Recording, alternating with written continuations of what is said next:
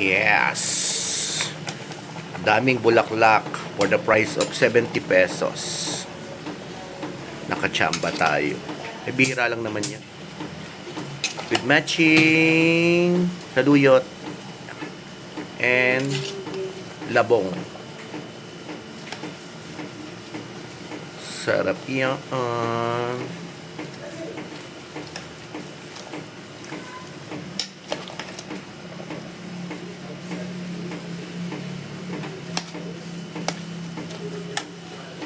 Course, the fish,